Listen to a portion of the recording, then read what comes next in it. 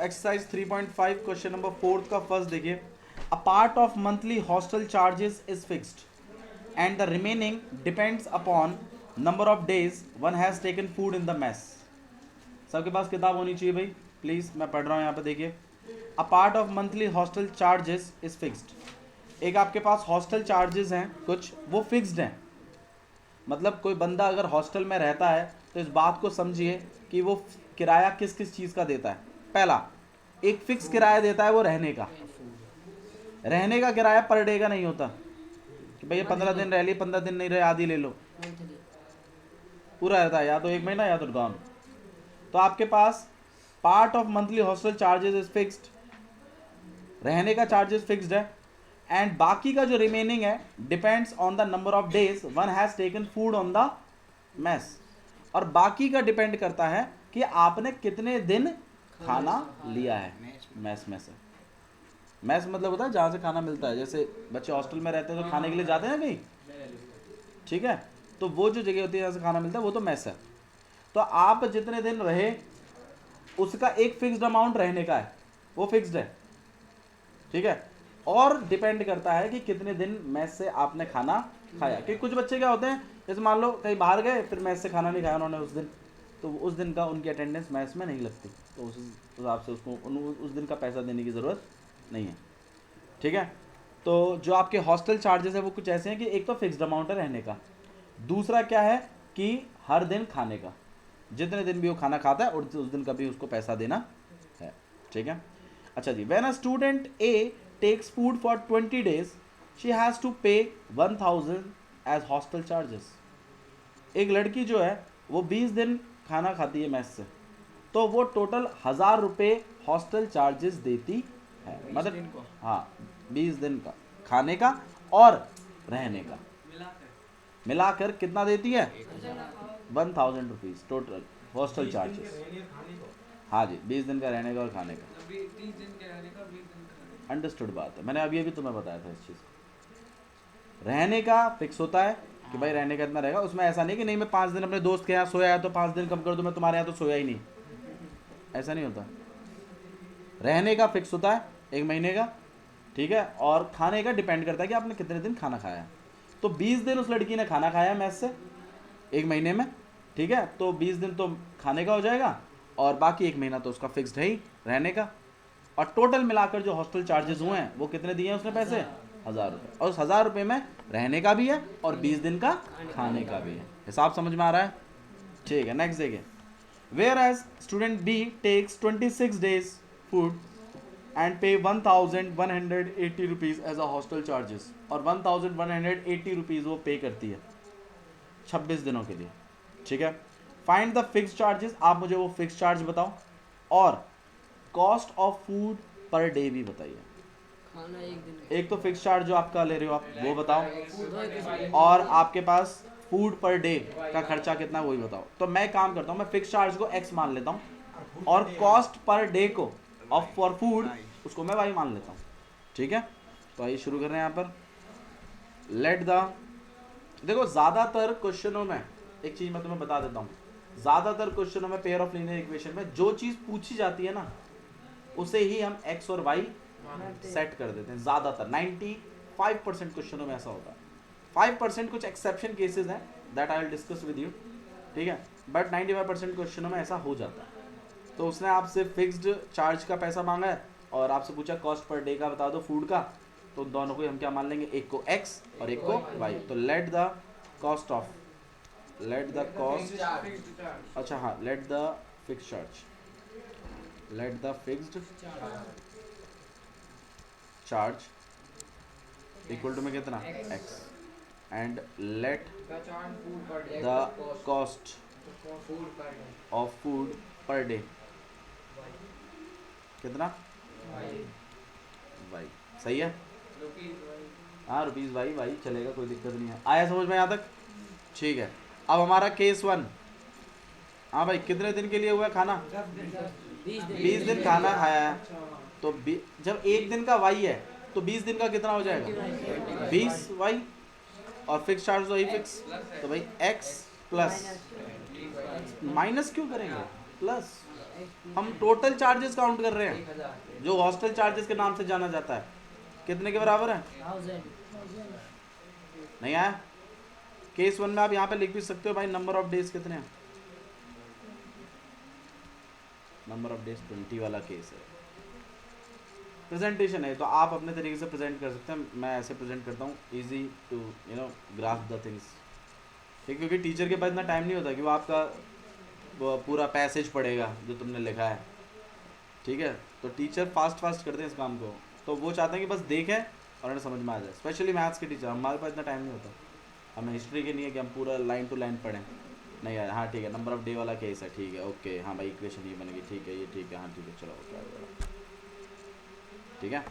तो x plus Y हमारी equation 1 है। ओके, केस 2 में देख रहे हैं हमारे पास, केस 2 देखो क्या है। ओके, केस 2 में देखिए नंबर ऑफ डेज कितने हैं भाई? 26। नंबर ऑफ डेज 26 वाला ही है।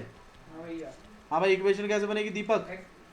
नंबर ऑफ डेज इक्वेशन बता। मैं बता रहा हूँ, वो लिखो 26x plus y 26x plus y equal to 1180 है।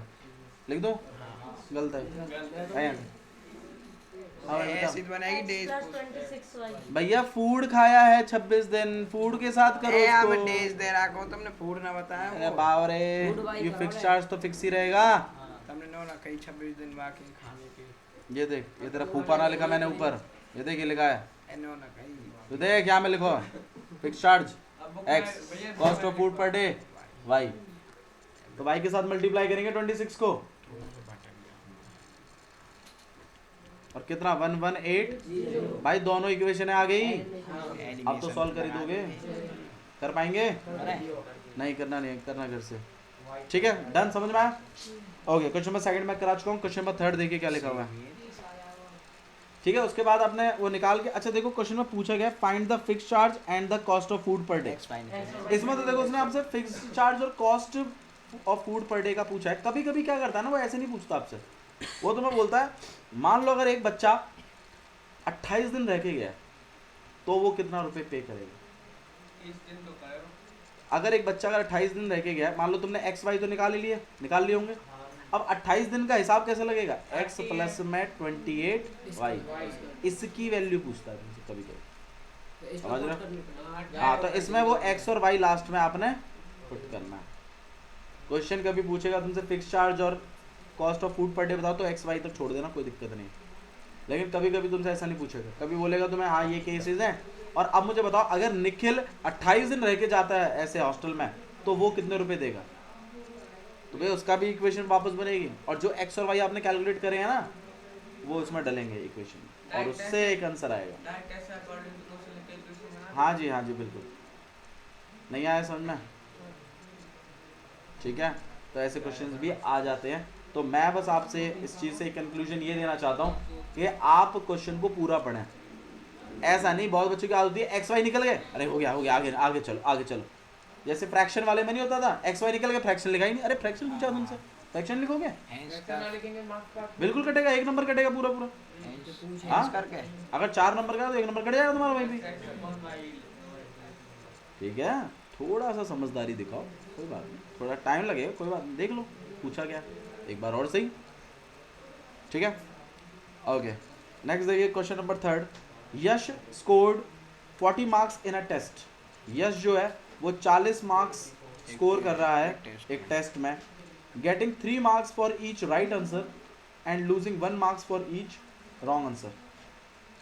3 मार्क्स एक राइट आंसर के लिए पाता है और 1 मार्क्स लूज कर देता है गलत आंसर के लिए। देखो हाँ वो ठीक है, लेकिन टोटल कितने मार्क्स पाता है?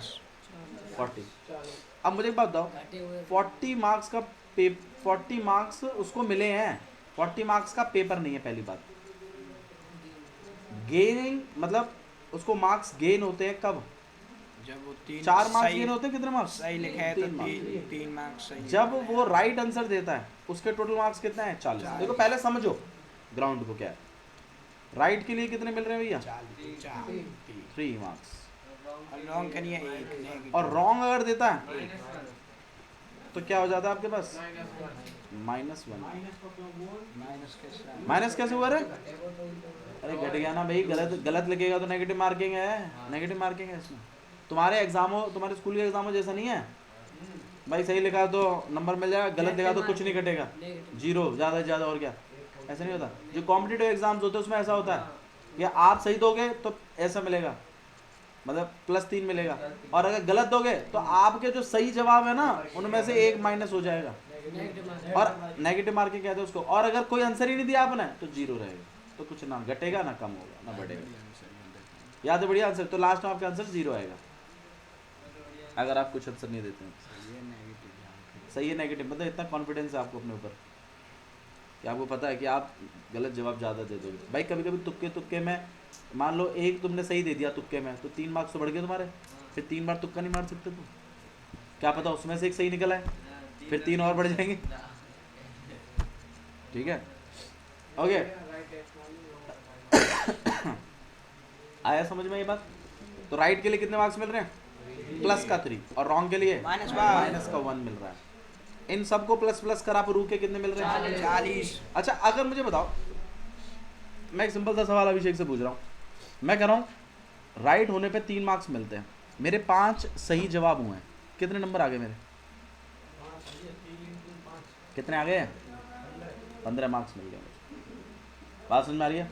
मतलब जितने सही दिए हैं उतने नंबर ऑफ क्वेश्चंस को अगर मैं A3 से मल्टीप्लाई कर दूं तो मेरे को वो मार्क्स मिलेंगे जो मुझे सही जवाबों से मिले हैं। सही बात है ना?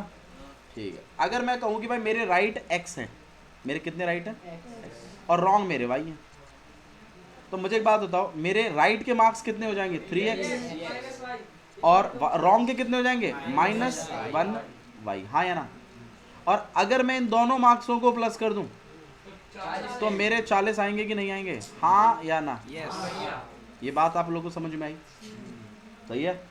ऐसी ही इक्वेशन फॉर्मेशन होनी है कि let the number of right answers x, let the number of wrong answers y। अब उसने बोला था 3 मिलेंगे राइट के, 1 मिलेगा गलत रॉन्ग का, दोनों को प्लस करा के इक्वल टू में टोटल मार्क्स उसने पहले बताया कितने हैं? 40 इक्वल टू कितना? 40। समझ में आया आदित्य? ठीक है, क्लियर हो रहा है? अच्छा जी, नेक्स्ट देखिए क्या लिखा हुआ है। Had 4 marks been awarded for the, ये तो केस 1 है, ये आपके पास क्या है? इसमें मार्किंग स्कीम ऐसी है, वो बोल रहा है कि अगर केस 2 में बोल रहा है कि अगर मैं राइट आंसर की जगह 3 मार्क्स की जगह अगर मैं 4 करा दूं, अगर मैं कितना करा दूं? 4 मार्क्स दूं राइट के लिए, और रॉन्ग के लिए 2 कम कराऊं। कितने कम कराऊं? तो भाई नंबर ऑफ क्वेश्चन थोड़ी बदलेंगे, नंबर ऑफ क्वेश्चन तो मैंने x माने हैं राइट, और y कितने माने हैं मैंने? रॉन्ग। तो अब देखो उसके मार्क्स में बोल रहा है कि अगर ऐसा होता है तो यश वुड हैव 50 मार्क्स। यश के कितने मार्क्स आते हैं? 50।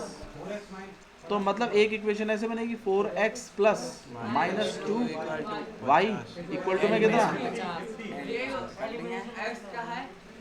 x क्या है भाई? राइट मार्क्स नहीं है, राइट आंसर्स है, number of right answers, right marks नहीं है। राइट मार्क्स तो 4 हैं सेकंड वाले केस में, और फर्स्ट वाले केस में 3 है। और वाई क्या है? जितना रॉन्ग करेगा रॉन्ग आंसर्स है, नंबर ऑफ रॉन्ग आंसर्स। आ रही है बात समझ में? लिखोगे कैसे बताओ? Let the number of right answers x, let the number of wrong answers y। Case 1 total marks 40, सही है? हाँ, फिर 3x plus -1y equal to में कितना? 40। इसको थोड़ा सॉल्व कर लेना, कितना हो जाएगा? 3x माइनस, एक इक्वेशन तो यही बन जाएगी, फिर एक इक्वेशन इससे बना देंगे 4x। एलिमिनेशन से सॉल्व कर देंगे, या तो आप कॉमन भी निकाल लीजिएगा 2, ठीक है? वैसे कॉमन निकाल लोगे तो सीधा हो जाएगा। सही कह रहा है वो लड़का, नहीं आया समझ में? x और y निकाल लोगे तुम तो नंबर ऑफ राइट आंसर्स भी आ गए, number of right wrong answers भी आ गए, ठीक है? अब देखिए क्वेश्चन में क्या पूछा है। How many questions were there in the test. देख लो, तुमसे x और y नहीं पूछा है, तुमसे टोटल क्वेश्चंस पूछे कितने हैं, दोनों को प्लस करके लिखना है। टोटल क्वेश्चन पूछे टेस्ट में। Case one अब plus जो case बच्चा केस 1 केस प्लस नहीं है, एक्स और वाई जब अब मान ले मैं तेरे को कह दिए तो भैया मेरे राइट आंसर जो है वो 5 थे और रॉन्ग आंसर मेरे 10 आए थे। अब तू बताना टोटल पेपर में कितने क्वेश्चन थे, 15 कैसे निकाल लिया? ऐड कर लिए दो। ऐड कर लिया ना, तो केस 1 केस 2 तो प्लस ना करा। अच्छा मैं समझ गया। एक्स आपके राइट आ गए, वाई आपके रॉन्ग आ गए, तो आपसे पूछा टेस्ट में कितने क्वेश्चंस थे टोटल, तो एक्स प्लस वाई करोगे कि नहीं करोगे? करेंगे। वही लिखना है लास्ट में। Hence number of question, hence total number of questions equal to में एक्स प्लस में वाई। बाबू अटेम्प्ट के बारे में इसमें बात नहीं हुई है, तो हम अटेम्प्ट को भी नहीं कंसिडर कर रहे हैं। हालांकि अटेम्प्ट नहीं किया है, अगर मान लो ऐसा भी कुछ कहता तो टेस्ट में तो थे वो क्वेश्चंस, तुमने ही तो अटेम्प्ट नहीं करे, तो वो भी ऐड होंगे। एक्स आपके नंबर ऑफ राइट आंसर्स हैं, वाई जो है number of wrong answers. 3 variable है जहाँ पे करने में। हाँ बाबू वो फिर कुछ और बात होती है उसमें, ऐसा नहीं है, इतना सिंपल नहीं देता पूरा। हाँ जी, लास्ट में फिर वो 3 भी उसमें ऐड करने पड़ेंगे। मान लो देखो इस क्वेश्चन को थोड़ा सा ट्विस्ट और कर सकता था वो कहता 3 क्वेश्चन ऐसे थे जो अटेम्प्ट ही नहीं करें, तो भैया उनके तो 0 मार्क्स चढ़ने हैं। लेकिन टोटल नंबर ऑफ क्वेश्चंस में तो ऐड होंगे ना, ऐड करना है फिर लास्ट। 0 क्यों ऐड करोगे बाबू? 3 क्वेश्चन तुमने अटेम्प्ट नहीं करे, तुम्हें नहीं आते, तुमने अटेम्प्ट नहीं करे, रिस्क नहीं लेना चाहते थे तुम, लेकिन इसका मतलब ये थोड़ी हो पेपर में नहीं थे, वो तो लिखने पड़ेंगे, ऐसी बात। ठीक है, समझ में आ रहा है भाई? हमारा फोकस सुन लीजिए किस चीज़ पे है। मेरा फोकस है, मैं एपी चैप्टर करा चुका हूँ तुम्हें, मैं नहीं चाहता एनसीईआरटी में से कोई डाउट आए तुम्हें। बाहर के जितने क्वेश्चन है वो मेरा लुक आफ्टर है। एनसीईआरटी में तुम्हें पेयर ऑफ लीनियर इक्वेशन का रिवीजन करा रहा हूँ वापस से। मैं नहीं चाहता कि एक भी बच्चा ऐसा हो जिसको pair of linear equation NCERT में से कोई डाउट हो। अगर है तो क्लैरिफाई कराइए, नहीं है तो कोई दिक्कत ही नहीं है। बाहर के जितने क्वेश्चंस करेंगे वो हमारा वो अलग बात है। बाहर का तो देखो समंदर है, समंदर में कितना भी तैर लो तुम, कोई वैसी बात है, हमेशा ऐसा लगे यार अभी भी कम है मामला। ठीक है, बट मैं चाहता हूँ एनसीईआरटी डन हो पहले पूरी। ठीक है, एनसीईआरटी में से डाउट नहीं आना, मतलब अगर तुम्हारा पेपर अगर मैंने एनसीईआरटी में से बनाऊँ ना, तो मैं चाहता हूँ हर बच्चे के फुल आए। बात समझ में आ रही है? चलिए नेक्स्ट देखिए, क्वेश्चन नंबर 4 देखिए। Place A and B are 100 kilometre apart on a highway. Places हैं ए और बी 100 किलोमीटर अपार्ट है, अपार्ट मतलब दूर है एक दूसरे से, कितना? 100 किलोमीटर और हाईवे पे है। तो यहाँ पर प्लेस ए है and this is the place B. इनके बीच में जो दूरी है वो 100 किलोमीटर की और ये हाईवे पे। ठीक है, कोई बात नहीं। One car starts from A and another from B at the same time. एक कार जो है ए से स्टार्ट वो ए से शुरू होती है और एक कार बी से, और एक कार जो है वो बी से शुरू होती है। अब वो इस तरफ जा रही है, मतलब दोनों की डायरेक्शन सेम है कि अपोजिट में आ रही है, ये थोड़ा सा देखना पड़ेगा क्वेश्चन को आगे। ठीक है, देखिए क्या बोला उसने। तो places A and B are 100 kilometer apart on a highway. One car starts from A and another from B at the same time. If the car travels in the same direction, same direction में travel कर रही है, मतलब दोनों एक ही तरफ भाग रही है, मतलब दोनों दिल्ली की तरफ जा रही है। It's like that. एक पलवल से शुरू हुई है, एक बल्लभगढ़ से शुरू हुई है, तो दोनों दिल्ली की तरफ जा रही हैं। लॉजिक समझ में आ रहा है ना? ठीक, अच्छा जी। If the car travels in the same direction at different speed, अलग अलग स्पीडों पर ट्रैवल कर रही हैं। अच्छा, अगर सेम स्पीड पर ट्रैवल करेंगी तो ये कार कभी एक दूसरे को पकड़ पाएंगी ना, ऐसा कभी नहीं होगा। ठीक है, अगर मैं कहूँ ये कारें आगे जाकर कहीं मिल रही हैं, जैसे तो मैं जिससे पूछूंगा वही बताएगा। अगर मैं आपसे इस बात को कंक्लूड कर दूं यहीं पर कि ये कारें आगे जाकर मान लो फरीदाबाद में मिलेंगी, मैं तो ये कह रहा हूँ, तो इससे क्या पता चला तुम्हें कि किस कार की स्पीड ज़्यादा है दीपक?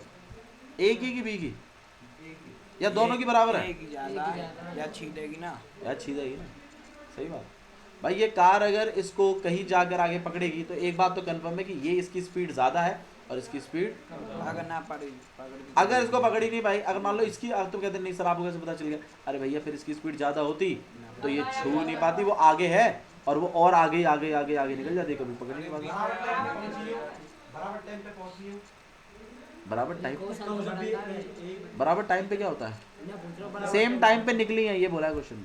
सेम टाइम पे निकली है हाँ। और मीट हुई है पॉइंट पे। हाँ जी। तो ये तो चल रही सेम टाइम पे ना सेम टाइम कैसे पहुंच जाएंगे? सेम टाइम पे निकली है कारें, ए से भी और बी से भी, ठीक है। अब मान लो 2 घंटे बाद मैंने बोला मिल गई एफ पे जाके, तो 2 घंटा बी वाली भी चली है और 2 घंटा ए वाली भी चली है, ये समय तेज चलिए। लेकिन ए की स्पीड ज़्यादा थी तो उसने टच कर दिया उसको। अगर बी की स्पीड ज़्यादा होती तो वो कार कभी उसको टच कर ही नहीं पाती। जैसे रेसिंग में नहीं होता, जिस बच्चे की स्पीड ज़्यादा होती है वो आगे निकल जाता है और पीछे वाले छू ही ना पाते उसको। सही कह रहा हूँ मैं? तो इस बात को आपको ध्यान रखना है अपने इस केस में, ठीक है। कितनी दूरी है? 100 किलोमीटर, ठीक है। ए भी इसी डायरेक्शन में है, बी भी इसी डायरेक्शन में, ठीक है। और किसी एक आगे देखिए क्या लिखा उसमें, if the car travels in the same direction at a different speed they meets in 5 hour. आगे जाकर कहीं मिलती हैं ये मुझे नहीं पता, लेकिन ये जो सिलसिला है जो कारों का मिलना है ये 5 घंटे बाद होता है। मतलब बी से भी गाड़ी 5 घंटे चली है और ए से भी 5 घंटे ही चली है। मतलब दोनों को, इस वाली गाड़ी को यहाँ से यहाँ पहुँचने में 5 घंटे लगे हैं और इस गाड़ी को यहाँ से यहाँ पहुँचने में 5 घंटे लगे हैं। मेरी बात में समझ में आ रही है ना? पक्का? ऐसा कैसे हो रहा है? दीपक का सवाल है। कह रहा हूँ अच्छा। ये भी 5 घंटा में 5 घंटे। हाँ तो उसकी स्पीड कम है भैया, उसकी स्पीड ज़्यादा है, उसने डिस्टेंस भी तो ज़्यादा कवर किया है। भाई मान ले तू पलवल से निकला साइकिल से, बल्लभगढ़ पहुंच गया जल्दी करना और मैं पीछे से मथुरा से आ रहा हूँ कार में बैठ के, मैं तो बल्लभगढ़ पकड़ लूंगा। भैया बी तो जल्दी है नहीं, बी तेज स्पीड अरे तू जा भी तो साइकिल पर है, तेरी स्पीड भी तो कम है। कम निकल जाएगा। इसका चुआर खरगोश की रेस। हाँ समझ में आ रही है ना बात? थोड़ा देखो लॉजिकली सोचना पड़ता है मैथ्स के क्वेश्चंस में, ठीक है। It's not about just theoretical, you have to you know make the difference by understanding the concept. Okay चलिए। ये इनवर्सली मतलब गाड़ी इन्वर्सली मतलब होता है अगर कोई एक चीज़ बढ़ रही है तो दूसरी कम हो जाएगी, उसे इन्वर्सली कहते हैं। जैसे आप अगर मान लो आप रोनिजा से यहाँ आ रहे हो, मान लो तुम 30 की स्पीड से आ रहे हो तो तुम्हें यहाँ आने में आधा घंटा लग गया। अगर तुम वही 60 की स्पीड से आओगे तो तुम 15 मिनट में आ जाओगे। स्पीड दुगनी होगी ना, टाइम बढ़ गया। स्पीड बढ़ी है तो टाइम कम हो गया। ये इन्वर्सली प्रोपोर्शनल, ठीक है। आप जितना खाना खाओगे भूख उतनी कम होती जाएगी। Inversely proportional. डायरेक्टली प्रोपोर्शनल ऐसा होता है जैसे तुम जितना ज़्यादा बिजली यूज़ करोगे उतना ज़्यादा बिल आएगा, यूज़ बढ़ा दो बिल बढ़ जाएगा। एक चीज़ बढ़ रही है तो दूसरी भी बढ़ रही है, समझ में आया? ठीक है, उसे डायरेक्टली इन्वर्सली कहते हैं। चलो ये हमारे कॉन्सेप्ट में नहीं है। ओके देखो, तो both car travel in the same direction different speed they meet in 5 hours. कहाँ जाके मिलते हैं? कहीं एफ पॉइंट पे मिलते हैं लेकिन 5 घंटे बाद। अच्छा, if they travel towards each other, मान लो यही चीज़ दोबारा से ए और बी है, ठीक है, लेकिन अब they are moving towards each other, they are moving towards each other. Difference अभी भी कितना है? अब ये मिल जाते हैं 1 घंटे में ही, मतलब कहीं मिलेंगे ना, कहीं तो भी मिलेंगे। अभी वाली बात होगी भाई, कोई मथुरा से आ रहा है, आप यहाँ से जा रहे हैं, आप जाके मिलोगे होटल में, पहले पहुंच लो वो नहीं वो चला ही जा रहा है, दोनों टाइम सेम ले रहे हैं ना। आप यहाँ से साइकिल से जा रहे हो मान लो, ठीक है, आप होटल तक ही पहुँच पाए, मैं वहाँ से आ रहा हूँ बाइक से, मैं होटल पहुँचा, तो मैं और तू जहाँ मिल गए तो तू भी वहाँ से यहाँ 1.5 घंटे में आया, मैं भी वहाँ से यहाँ 1.5 घंटे में आया। मैंने ज़्यादा डिस्टेंस कवर किया क्योंकि मैं बाइक पे था, मेरी स्पीड ज़्यादा है इसलिए मैं ज़्यादा डिस्टेंस कवर कर गया। तेरी स्पीड कम थी तो तूने कम किया। तो ये वाला बंदा और ये वाला बंदा दोनों ने टाइम सेम लगाया है, या वहाँ से यहाँ आने में और यहाँ से यहाँ आने में, और इन दोनों का टाइम अगर मैं देखूँ तो 1 घंटे में दोनों मिल गए। मतलब 1 घंटा ये चला, 1 घंटा ये चला, मीट। बात समझ में आ रही है? बराबर स्पीड नहीं है, टाइम बराबर है बस खाली। चलो ठीक है, अब मैं कह रहा हूँ, देखो हमसे पूछा गया what are the speed of the two cars. देखो मैंने आपको पहले बताया था जो चीज़ पूछी जाती है उन्हें हम ज़्यादातर अज्यूम कर लेते हैं। अच्छा जी, देखो यहाँ पे थोड़ा सा लॉजिकल चीज़ है। अब मैं आपको एक चीज़ समझा देता हूँ। यहाँ पे देखो, आप लोगों ने ट्रेन में ट्रैवल किया कभी? हाँ किया? या बस में, ट्रेन में ट्रैवल अगर आपने किया हो तो आप एक चीज़ बहुत अच्छे से फील करते होंगे, रिलेटिव वेलोसिटी। रिलेटिव स्पीड क्या होती है? रिलेटिव स्पीड रिलेटिव स्पीड के कॉन्सेप्ट को समझना यहाँ बहुत ज़रूरी है। देखो, जब कभी आप लोगों ने ट्रेन में, सर्कुलर में, बस में ट्रैवल, बस में आप सबने ट्रैवल किया हुआ ना, ट्रेन में कर रखा है ना, ठीक। अब देखो, जब कभी भी दो ट्रेनें ऐसे चलती हैं, जैसे आप मतलब आप जा रहे हो, मौज लेते हो, इधर साइड में हाथ रख रखा है बिल्कुल, आप चले जा रहे हो, अचानक सामने से ट्रेन आती है, आपको दिखती है, आती है, लेकिन जब वो ट्रेन आपकी ट्रेन को क्रॉस कर रही होती है तो ऐसा लगता है ओ भैया खूब तेज जा रही है।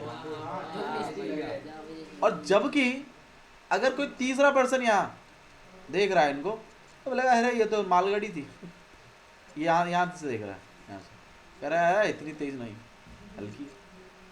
मैं तुम्हें बताता हूँ रिलेटिव स्पीड ये का, स्टेशन सुनो, पे खड़े रहे जब हाँ जी, रिलेटिव स्पीड। जैसे देखिए, मान लीजिए ये 60 किलोमीटर पर आवर की स्पीड से जा रही है मान लो, और ये जा रही है 40, और they are moving towards each other. तो ध्यान रखना, इस गाड़ी में बैठा हुआ बंदा खुद 60 की स्पीड पर जा रहा है, और एक 40 किलोमीटर की अपोजिट साइड से आती हुई एक गाड़ी है, तो उसके लिए, इस बंदे के लिए जो स्पीड होगी ना इस वाली गाड़ी की रिलेटिव स्पीड, वो 100 किलोमीटर होगी। वो उसको ऐसा लगेगा ये 100 से गई है, इसलिए आपको वो गाड़ी बहुत तेज लगती है, ओ भैया बहुत तेज गई, क्योंकि तुम खुद अपोजिट डायरेक्शन में जा रहे हो और वो तुम्हारे अपोजिट में है, तो दोनों की स्पीड क्या हो जाती है, ऐड, इसलिए आपको वो स्पीड ज़्यादा लगती है, रिलेटिव स्पीड, ठीक है। अच्छा, इसी दृश्य को अगर कोई बंदा स्टेशन पर खड़ा हुआ देख रहा है तो उसको ये 40 ही दिखेगी, पता है क्यों? क्योंकि वो रुका हुआ है, वो अपने हिसाब से बता रहा है, उसकी तो 0 है, तो तुम्हारी स्पीड ही बची है बस खाली, वो 40 के हिसाब से देख लेगा, बता देगा 40, इसलिए तुम्हें वो 40 के हिसाब से लगेगी। लेकिन इस बंदे की 60 पे ये खुद है अपोजिट में, और 40 से पार करिए दूसरी गाड़ी तो ऐड हो जाएगी। बात समझ में आ रही है मेरी? यहाँ ऐसे ही इस बंदे को भी लगेगा, ऐसा नहीं है कि तुम्हें लगती है सामने वाली गाड़ी तेज गई है, जो उस वाली गाड़ी में बैठा है ना उसको भी ऐसा लगता है कि तुम्हारी गाड़ी बहुत तेज थी, क्योंकि दोनों अपोजिट डायरेक्शन में है, तो दोनों की स्पीड ऐड हो जाती है वहाँ पर, ठीक है।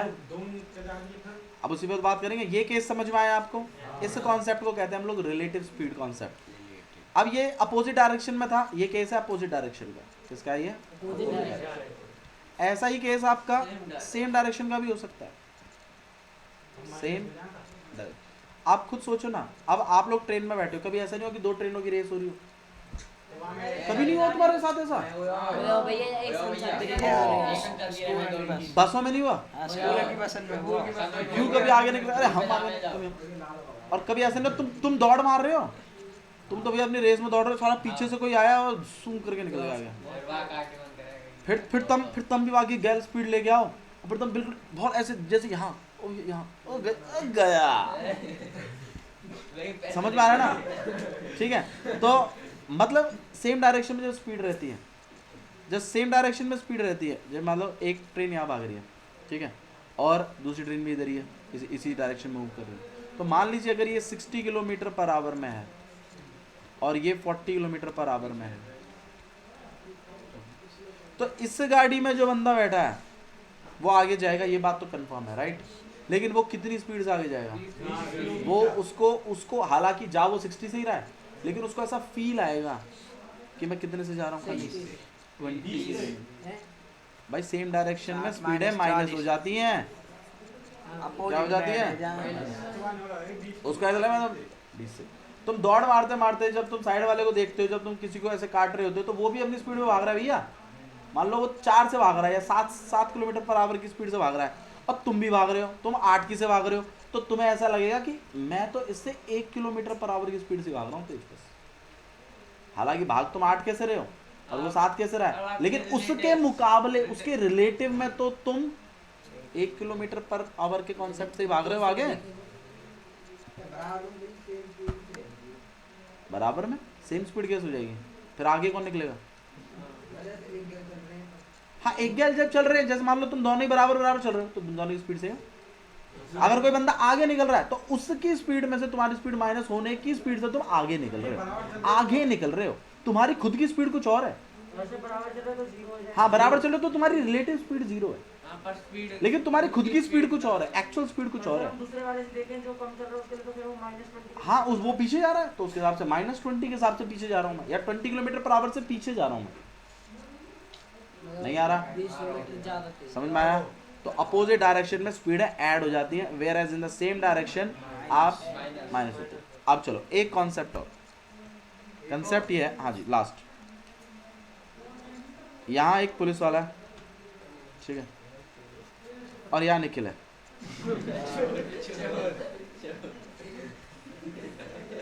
इसने सीटी मारी या सुपारी खाई, और पुलिस वाले ने देखा इसको, हाँ जी सुपारी खा रहा है बालक, और निखिल भी भग लिया, और पुलिस वाले आके पीछे डंडा लेके भग लिया।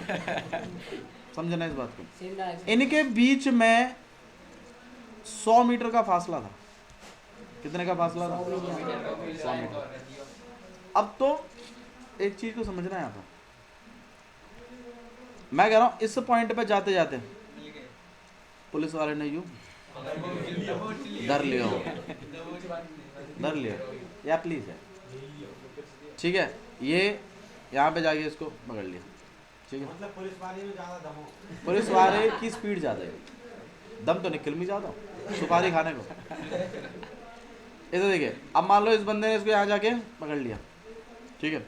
अब मुझे चलो तुमसे बस एक चीज़, मुझे एक सिंपल सा सवाल पूछना है, पुलिस वाले ने निखिल के मुकाबले कितना डिस्टेंस कवर? 100 भैया ने खिलवा निखिल के मुकाबले कितना कवर किया? 200 100 प्लस में भाई सुनो, 100 ही कवर किया पुलिस वाले ने निखिल के मुकाबले। एक्चुअल डिस्टेंस कुछ और था, लेकिन रिलेटिव डिस्टेंस क्या था? 100 मीटर। रिलेटिव डिस्टेंस कितना था? 100 metre.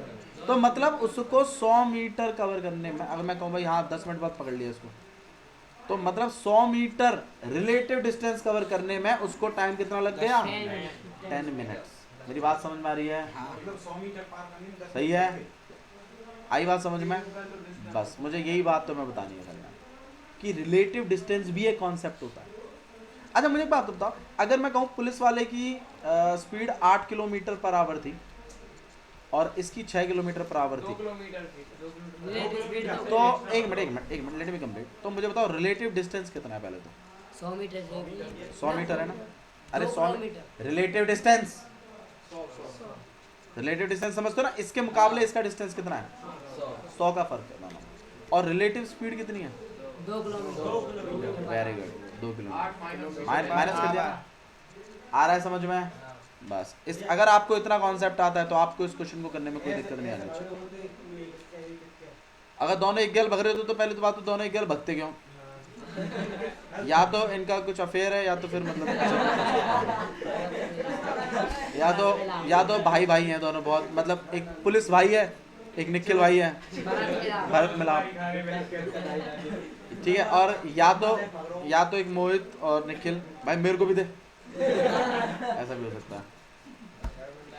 It will be like that. चलिए आइए क्वेश्चन पे बढ़ाते हैं आगे। प्लीज आपको कमेंट नहीं करना है, नहीं मैं बता रहा हूँ, वरना अगला जोक फिर आप करेगा, फिर आप रोते जाओगे घर।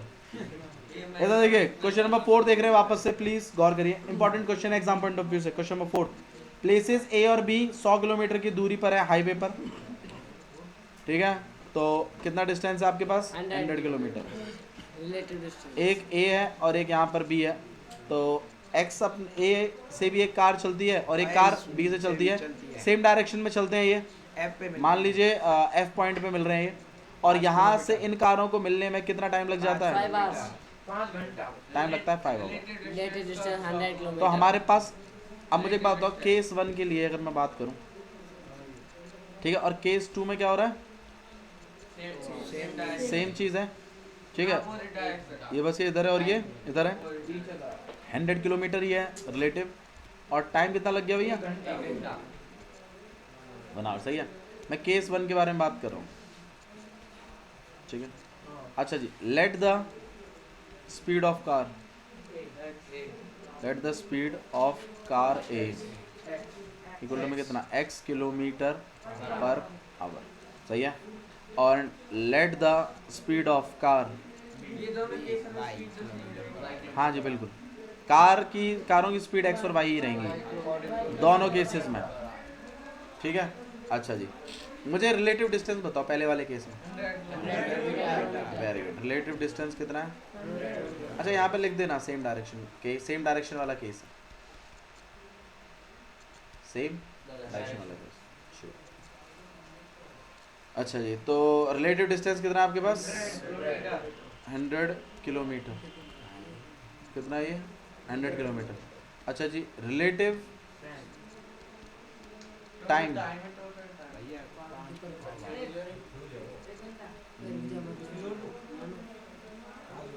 रिलेटिव टाइम कितना है? 5 ओवर 5 घंटे लगे ना, टाइम तो 5 घंटे ही है। अच्छा जी, रिलेटिव स्पीड के बारे में क्या ख्याल है? ये x minus y same direction है ना, x minus y x minus y. नहीं आया? अच्छा हाँ अरे बोल दो नहीं आया ये 5 घंटे यार, फिर तेरे को क्या वो स्टोरी सुनाई? मैं मजे लेने के लिए सुनाई थी क्या भाई गधे? भाई सेम डायरेक्शन में है तो उसके मुकाबले उसकी स्पीड कैसी होगी? माइनस में नहीं हो जाएगी? जब दोनों ट्रेनें सेम डायरेक्शन में जा रही थी तो माइनस ही तो हुई थी, तो x minus y. Time relative time कैसे है? रिलेटेड टाइम बोलो, टाइम बोल लो, कोई दिक्कत नहीं मुझे, ठीक है। अब मुझे एक बात बताओ, स्पीड डिस्टेंस टाइम के बीच में एक इक्वेशन बनती है, याद है? According to question speed equal to distance upon time, distance upon में टाइम होता है। स्पीड की value x minus y, distance कितना है? 100 किलोमीटर, टाइम 5 ओवर। 5x तो एक इक्वेशन तुम्हारे पास बन चुकी है। ऐसे केस 2 बना देंगे। ऐसा ही आप क्या बनाएंगे? केस 2। अच्छा, केस 2 में स्पीड डिस्टेंस बताओ, डिस्टेंस डिस्टेंस डिस्टेंस 100 और speed x plus y x plus y और टाइम टाइम बना बना। अब according to question speed equal to distance upon time. Speed कितनी हो गई? डिस्टेंस कितना है? अपॉन 1 लिखने की जरूरत ही क्या है? तो दूसरी दोनों इक्वेशनों को एलिमिनेशन मेथड से निपटा के x और y आप निकाल सकते हैं।